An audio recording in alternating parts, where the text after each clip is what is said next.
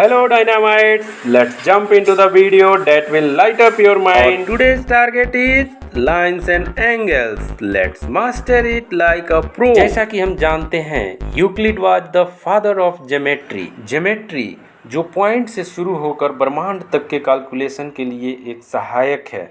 यह chapter geometry का base है और हम जानते हैं कि बेस जितना मजबूत होगा इमारत उतना ही मजबूत होगा। चलिए अब चैप्टर शुरू करते हैं। पॉइंट क्या होता है? Point is only dot. It has no other component like length, width और हाइट। आ जाते हैं लाइन क्या होता है? Adjoining two points. ओके, और हम जानते हैं कि इनके इंड्स पॉइंट को हम अनंत तक एक्सटेंड कर सकते हैं, बढ़ा सकते हैं। लाइन सेगमेंट क्या होता है? लाइन का टुकड़ा होता है, पार्ट ऑफ द लाइन, यानी इसके दो इंड पॉइंट होते हैं और जिनको हम और आगे एक्सटेंड नहीं कर सकते हैं। अब आ जाते हैं रे क्या होता है? एक तो उसका इंड पॉइंट होता है और दूसरे पॉइंट को हम इन्फिनिटिव तक एक्सटेंड कर सकते हैं। कोलिनियर क्या होता है? जब बहुत सारे पॉइंट एक ही लाइन पे लाइज करते हैं, जब वो एक ही लाइन पे रहते हैं तो उसे हम कोलिनियर कहते हैं, और इसी का अपोजिट हो जाता है नॉन कोलिनियर। जब बहुत सारे पॉइंट इधर उधर रहते हैं, वो एक लाइन पे लाइज नहीं करते हैं, तो उसे हम नॉन कोलिनियर कहते हैं। एंगल क्या होता है? Two rays begins from same point, यानी कॉमन पॉइंट। यहाँ पे ओ एक हम पॉइंट ले लेते हैं, यहाँ से दो रेज निकल रहा है। कौन सा? एक ओ ए, एक ओ बी, और इन दोनों के बीच की दूरी जो है हमारे एंगल को बना देता है। और हमारे एंगल में क्या होता है? दो आर्म्स होते हैं। यहाँ पे ओ ए एक आर्म्स हो गया, ओ बी एक दूसरा आर्म्स हो गया। और इसके वर्टेक्स की बात करें तो ओ को हम क्या कहते हैं? वर्टेक्स भी कहते हैं। यानी एक एंगल का एक वर्टेक्स होता है, दो आर्म्स होता है। एंगल बनाना आप लोग 9 में आ गए हैं तो सीख ही चुके होंगे। एक्यूट एंगल क्या होता है? जो 0 डिग्री से बड़ा और 90 डिग्री से छोटा होता है, यानी बिटवीन 0 एंड 90 डिग्री। कोई भी एंगल जो 90 डिग्री से छोटा है और 0 डिग्री से बड़ा हो वो एक्यूट एंगल कहलाएगा। राइट एंगल क्या होता है? जो एग्जैक्ट 90 डिग्री होता है, यानी equal to 90 degree. Obtuse angle क्या होता है? 90 डिग्री से बड़ा और 180 डिग्री से छोटा, यानी बिटवीन 90 एंड 180। स्ट्रेट एंगल क्या होता है? Straight angle equal to 180 degree, जो एक स्ट्रेट लाइन होता है, इसी से बना है स्ट्रेट एंगल। रिफ्लेक्स एंगल क्या होता है? 180 डिग्री से बड़ा और 360 डिग्री से छोटा, यानी बिटवीन 180 एंड 360 डिग्री। अब आ जाते हैं कंप्लीट एंगल क्या होता है? जो एग्जैक्टली 360 डिग्री का होता है, यानी पूरा एक राउंड हो जाता है, उसे हम कंप्लीट एंगल कहते हैं। जैसे नाम से पता है कंप्लीट मतलब पूरा एक चक्कर। कंप्लीमेंट्री एंगल क्या होता है? Sum of two angles equal to 90 degree, यानी दो एंगल्स को जब हम प्लस करेंगे तो 90 डिग्री होनी चाहिए। तो इसमें क्वेश्चन आता है कि एक एंगल आपको दिया है जैसे 45 डिग्री, दूसरा एंगल निकालना है तो 90 माइनस 45। यहाँ हम देख लेते हैं कि अगर एक एंगल x डिग्री है तो दूसरा हम 90 से x को माइनस करेंगे तो हमारा सेकेंड एंगल निकल जाएगा। तो इस पर आपके बहुत सारे क्वेश्चंस आएंगे। चलिए अब देख लेते हैं सप्लीमेंट्री एंगल। ये भी इसी के जैसा होता है, लेकिन इसमें क्या होता है? Sum of two angles equal to 180 degree. ठीक, तो इसमें भी अगर आपको एक एंगल दिया हुआ है, जैसे मान लीजिए कि 1 दिया है 120 डिग्री, तो दूसरा कितना होगा? 180 माइनस 120, यानी 60 डिग्री। अगर हम एक एंगल को x ले लेते हैं तो दूसरा हमारा कैसे निकल जाएगा? 180 माइनस x। एडजेसेंट एंगल्स क्या होता है? जब दो एंगल्स एक कॉमन वर्टेक्स से बनता है और उनके बीच एक कॉमन आर्म्स होता है, तो दोनों को हम क्या कहते हैं? एडजेसेंट एंगल्स कहते हैं। जैसे यहाँ पे ए एक क्या है? कॉमन वर्टेक्स है, और ए सी इन दोनों एंगल्स के बीच का क्या है? कॉमन आर्म्स है। तो यहाँ पे 1 और 2 इन दोनों को हम क्या कहेंगे? एडजेसेंट एंगल्स कहेंगे। कहते हैं कि angle B A C and angle D A C दोनों क्या हैं? ये एडजेसेंट एंगल हो गया। और यहाँ हम देख रहे हैं ए सी और ए सी दोनों में क्या हो गया? कॉमन आर्म्स हो गया। लीनियर पेयर ऑफ एंगल्स, ये क्या होता है? लीनियर पेयर ऑफ एंगल्स, जब एक स्ट्रेट लाइन पे दो एंगल बनते हैं तो उन दोनों एंगल को हम क्या कहते हैं? लीनियर पेयर ऑफ एंगल्स कहते हैं। जैसे यहाँ पे ए और बी एक स्ट्रेट लाइन है और यहाँ पे ओ आर के द्वारा दो एंगल्स बन रहे हैं, एंगल 1 और एंगल 2। तो इन दोनों एंगल को हम क्या कहेंगे? लीनियर पेयर ऑफ एंगल कहेंगे। वर्टिकली अपोजिट एंगल्स क्या कहते हैं? यानी opposite angles that are made by intersecting two lines at a point. यानी दो लाइन जब एक दूसरे को एक ही पॉइंट पे क्रॉस करते हैं तो उनके अपोजिट में जो एंगल बनता है उन्हें हम क्या कहते हैं? वर्टिकली अपोजिट एंगल कहते हैं। जैसे यहाँ पे दो लाइन है, देखिए एक लाइन ए है और एक लाइन बी है, ये दोनों एक दूसरे को यहाँ पे इंटरसेक्ट कर रही है। क्या है? ये कॉमन पॉइंट पे इंटरसेक्ट कर रही है। तो जो अपोजिट एंगल हो रहा है यानी एंगल 3 और एंगल 4, ये दोनों क्या होंगे? वर्टिकली अपोजिट होंगे। और सेम इनसे क्या बन रहा है? एक एंगल 1 एंड एंगल 2, ये दोनों एक दूसरे के वर्टिकली अपोजिट एंगल होंगे। इंटरसेक्टिंग लाइंस क्या होता है? जब दो लाइंस एक दूसरे को एक ही कॉमन पॉइंट पे इंटरसेक्ट करते हैं, एक दूसरे को एक ही कॉमन पॉइंट पे काटते हैं, तो हम उसे इंटरसेक्टिंग लाइन कहते हैं। जैसे यहाँ पे ए और बी दो लाइन है जो एक दूसरे को ओ पॉइंट पे इंटरसेक्ट कर रहा है, तो ये दोनों को हम क्या कहेंगे? ये इंटरसेक्टिंग लाइंस है। अब हम जान लेते हैं पैरेलल लाइंस क्या होता है। इसी के अपोजिट होता है जब दो लाइन कभी भी एक दूसरे को इंटरसेक्ट नहीं कर सकते और इनके बीच की दूरी हमेशा, जहाँ तक भी हम बढ़ाते जाएं, हमेशा ही इनके बीच की दूरी जो होती है सेम होती है। तो हम कहते हैं कि ये दोनों लाइंस पैरेलल हैं। यहाँ पे ए और बी लाइंस है, इनके बीच की दूरी हमेशा सेम है, तो ए और बी को हम कहेंगे पैरेलल लाइंस। एक्सियम 6.1 ये क्या कहता है? जब एक स्ट्रेट लाइन पे दो एडजेसेंट एंगल्स बनते हैं तो दोनों का योग कितना होता है? 180 डिग्री। यहाँ पे एक स्ट्रेट लाइन ए बी है और इसके ऊपर ओ सी एक कॉमन लाइन्स है जिससे एंगल 1 और एंगल 2 बन रहा है। और दोनों को जब प्लस कर देते हैं, angle 1 plus angle 2 equal to 180 degree, यानी angle B O C plus angle A O C equal to 180 degree. Axiom 6.2 axiom 6.1 का अपोजिट होता है। यानी जब sum of two adjacent angle equal to 180 degree होता है तो हम क्या कहते हैं कि ए ओ बी एक स्ट्रेट लाइन है। थ्योरम 6.1 देख लेते हैं। थ्योरम और एक्सियम में क्या अंतर है एक बार समझिए। एक्सियम क्या है कि बहुत लोगों द्वारा मान्यता है, यानी कॉमन मान्यता, हम लोग ये मान लेते हैं कि ऐसा होता है। और थ्योरम में क्या होता है? हमें उसे साबित करने की ज़रूरत पड़ती है। तो यहाँ हम देख लेते हैं कि थ्योरम क्या कह रहा है कि यदि दो लाइंस एक कॉमन पॉइंट पे इंटरसेक्ट करता है और जो वर्टिकली अपोजिट एंगल्स बनते हैं वो एक दूसरे के बराबर होते हैं। तो एग्जाम में ऐसा जब भी आएगा प्रूफ करने के लिए तो सबसे पहले हम लिखेंगे गिवन। हमारे पास गिवन क्या दिया है कि two lines intersect each other. अब हम मान लेंगे कि AC एंड BD दो लाइंस हैं और दोनों एक दूसरे को O पे इंटरसेक्ट कर रहे हैं, है ना। तो two pair of vertically opposite angles यहाँ पे बनेगा। कौन कौन सा? एक तो एंगल 1 और एंगल 2 और दूसरा कौन सा बनेगा? Angle 3 and angle 4। तो हमें साबित क्या करना है? We have to prove that angle 1 बराबर एंगल 2 एंड एंगल 3 बराबर एंगल 4। तो अभी प्रूफ में हम क्या लिखेंगे? देखिए यहाँ पे, चूंकि rays OA stands on line BD, ये लाइन आपका BD है और इस पे OA जो रेज है इस पे स्टैंड करता है।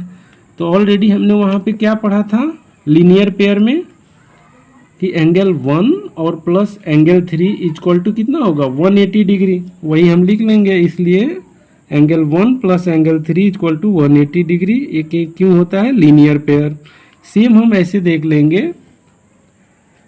कि rays OB stands on line AC। तो यहाँ पे भी सेम हो जाएगा।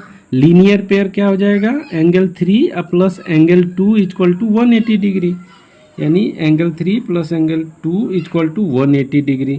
अब इन दोनों को इक्वेशन 1 और इक्वेशन 2 मान लेंगे और हम देख रहे हैं कि दोनों 180 डिग्री हो रहा है, यानी ये पार्ट दोनों का क्या हो जाएगा, बराबर हो जाएगा, यानी इक्वेशन 1 इक्वल टू इक्वेशन 2। तो angle 1 plus angle 3 equal to angle 3 plus angle 2, और एंगल 3 दोनों में है, जब इधर जाएगा तो माइनस हो जाएगा, तो हम यहीं से इसको कैंसिल कर सकते हैं। एंगल 1 और एंगल 2 बराबर हो गए, देखिए एंगल 1 एंड एंगल 2। सिमिलरली ऐसे ही हम क्या कर देंगे, OC और OD को लेकर के हम प्रूफ कर देंगे कि एंगल 3 एंड एंगल 4 भी सेम होता है। तो हमारा यहाँ पे प्रूफ हो गया कि दोनों ही वर्टिकली अपोजिट एंगल, एंगल 1 बराबर एंगल 2 एंड एंगल 3 बराबर एंगल 4। चलिए अब हम देख लेते हैं पैरेलल लाइंस एंड ट्रांसवर्सल। यानी जब दो पैरेलल लाइंस को एक दूसरी लाइंस दो जगहों पे, दो पार्टिकुलर जगहों पे इंटरसेक्ट करती है, तो इस इंटरसेक्ट करने वाले लाइन को हम ट्रांसवर्सल कहते हैं। और इसमें बहुत सारे एंगल्स की प्रॉपर्टीज बनता है जिसे हम ध्यान से समझेंगे। जैसे देखते हैं एक्सटीरियर एंगल। एक्सटीरियर एंगल क्या होता है, जो बाहर की एंगल्स होते हैं। तो एक्सटीरियर एंगल्स यहाँ पे कौन कौन सा बन रहा है, देखो 1, 2 और इधर 7 एंड 8, यानी एंगल 1, एंगल 2, एंगल 7, एंगल 8, ये सारे क्या हो गए, आपके एक्सटीरियर एंगल हो गए। और इंटीरियर एंगल्स कौन से होंगे, जो अंदर साइड में बनते हैं, यानी एंगल 3, एंगल 4, एंगल 5, एंगल 6। देखिए एंगल 4, 3, 5, 6 ये इंटीरियर एंगल्स हो गए। कॉरेस्पॉन्डिंग एंगल्स देख लेते हैं। कॉरेस्पॉन्डिंग एंगल्स क्या होता है, जो एकांतर कोण हम इसे हिंदी में बोलते हैं, यानी एक साइड में जो एंगल्स होता है।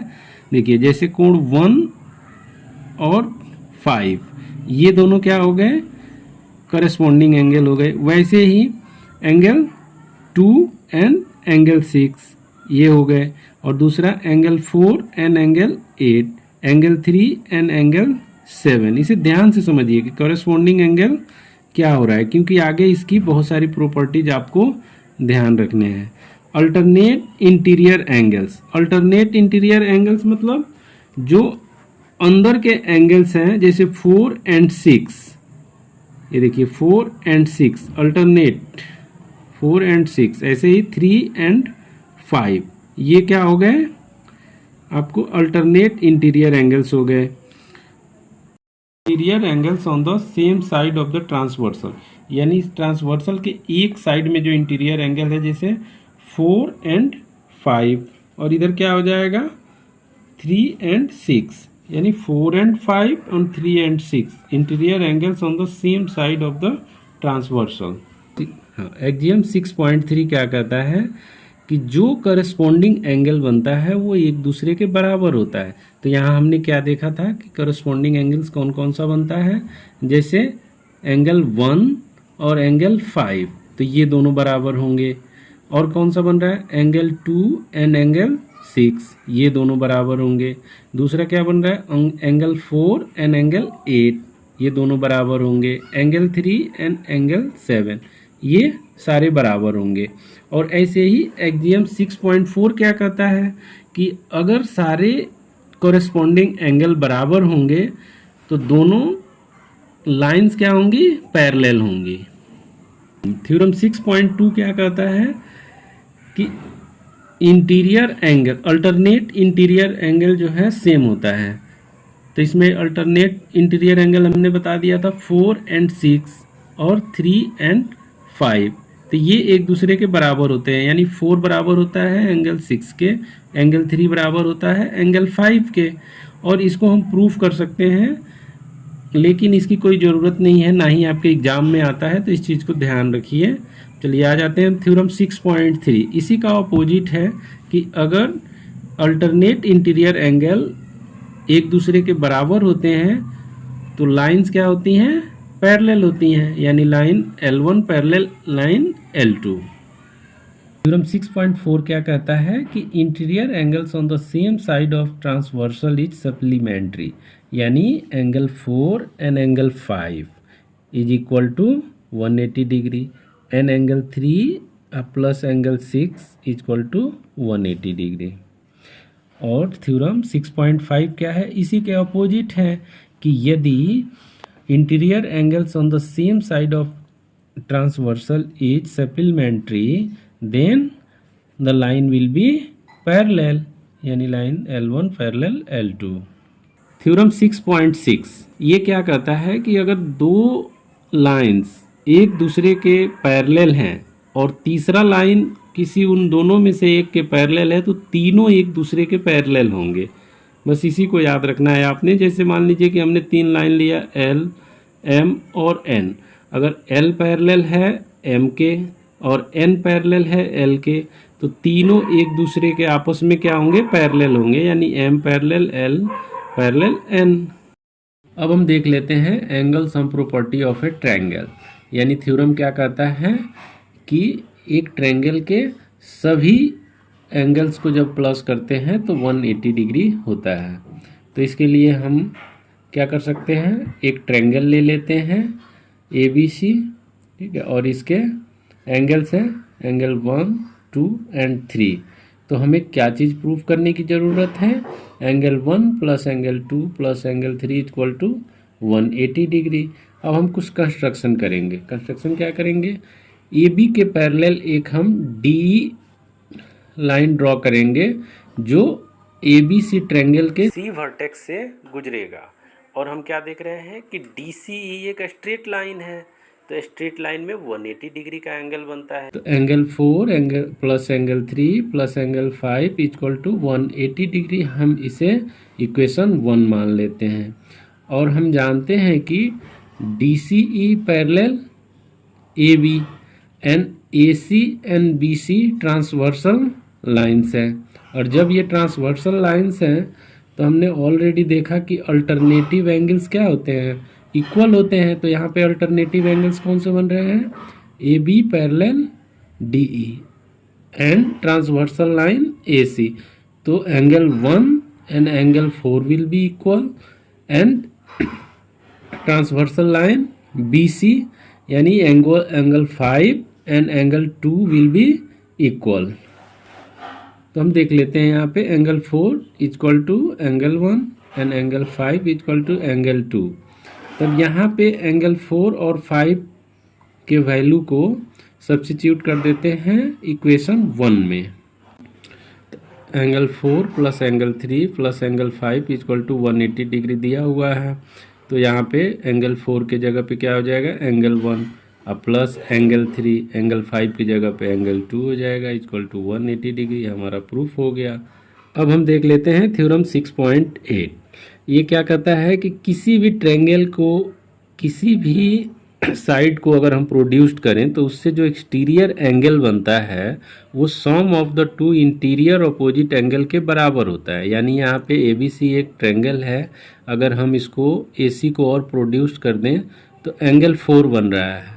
तो एंगल 4 किसके बराबर होगा, एंगल 1 प्लस एंगल 3 के बराबर होगा एंगल 4।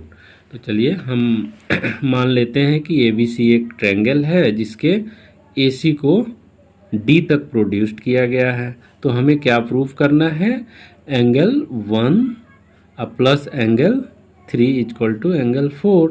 तो हम जानते हैं चूँकि कि angle 1 plus angle 2 plus angle 3 equal to 180 degree. हमने अभी देखा था कि एक ट्रायंगल के सारे एंगल्स को प्लस करने से 180 डिग्री आता है, जो थ्योरम 6.7 था। And angle 2 plus angle 4 equal to 180 degree. Angle 2 and 4 क्या है, ये लीनियर पेयर बन रहा है। तो हमें पता है कि लीनियर पेयर 180 डिग्री का होता है। इसको हम इक्वेशन 1 मान लेते हैं और इसको इक्वेशन 2 मान लेते हैं और देख रहे हैं कि दोनों इक्वेशन 1 और इक्वेशन 2 दोनों बराबर हैं, 180 डिग्री हैं। तो angle 1 plus angle 2 plus angle 3 equal to angle 2 plus angle 4। Angle 2 दोनों में है, इसे हम कैंसिल कर देंगे तो हमारा आगे angle 1 plus angle 3 equal to angle 4 proof हो गया। यहाँ एक चीज़ और क्लियर कर दें, हम किसी भी लाइन को बढ़ा करके ये प्रूफ कर सकते हैं। अगर हम इस लाइन को प्रोड्यूस करें तो ये जो एक्सटीरियर एंगल बनेगा वो एंगल 1 प्लस एंगल 2 के बराबर होगा। अगर हम इस लाइन को इधर प्रोड्यूस कर दें तो जो एंगल बनेगा ये एक्सटीरियर एंगल, वो एंगल 3 प्लस एंगल 2 के बराबर होगा। इस चैप्टर का कंसेप्ट यहीं ख़त्म होता है। आने वाले वीडियो में हम इसके एक्सरसाइज को कवर करेंगे। I hope you understand this chapter. Please like, share and subscribe. Thank you dynamites. Keep lightning, keep smiling.